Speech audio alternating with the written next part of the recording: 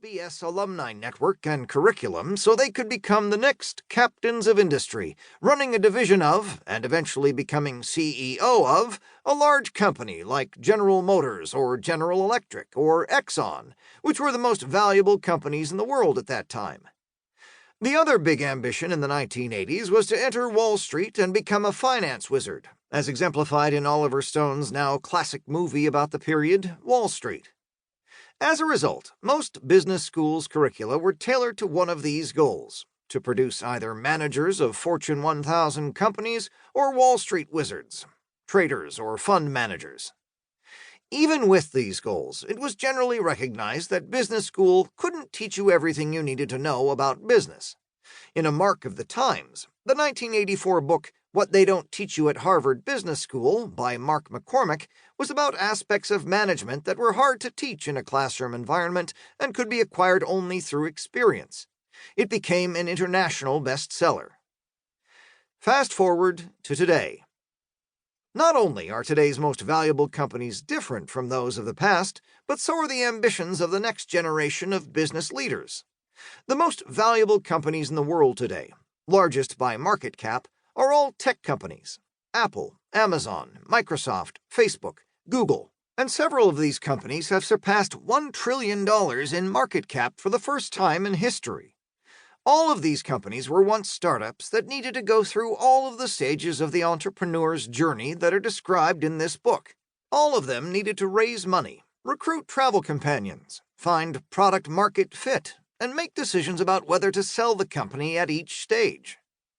The ambitious business person today aspires not to become the next Jack Welch or Lee Iacocca or Alfred Sloan, but rather the next Mark Zuckerberg, founder of Facebook, or the next Elon Musk, founder of Tesla and SpaceX. If the heart of startup land is Silicon Valley, even if you aren't physically located there, then the heart of Silicon Valley is probably Stanford University.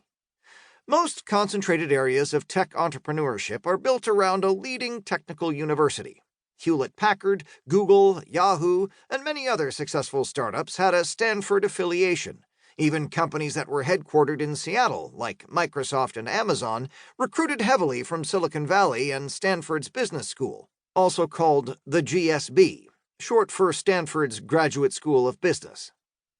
As a sign of the changing times, today Stanford's GSB has replaced Harvard as the most selective business school in the country, with a 6% acceptance rate. Moreover, if you want an alumni network and curriculum that are tailored to future founders of the world's most valuable companies, you would think that Stanford GSB would be the place to go.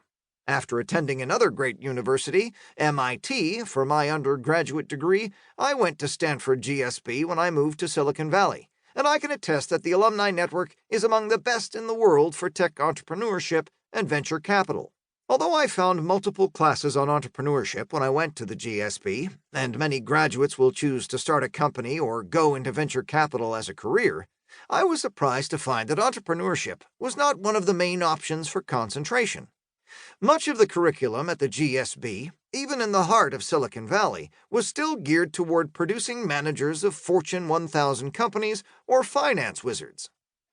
This book is my attempt to reconcile Stanford's position as the heart of startup land, and in the spirit of the classic book, teach those things which can only be taught through the experience.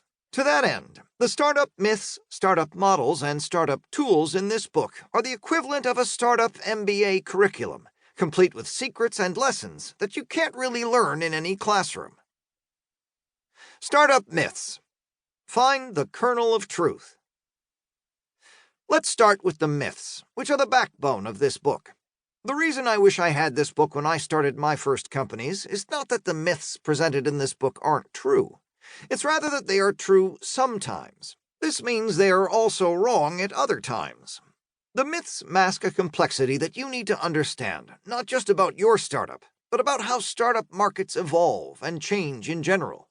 If you simply follow the rule of thumb without understanding this underlying complexity, this can lead to not just a bad decision, but the death of your company. This complexity obscures the kernel of truth in each myth. With this book, you can use the secret behind each myth to extract this kernel of truth and learn how to apply it to your situation. Let's take a very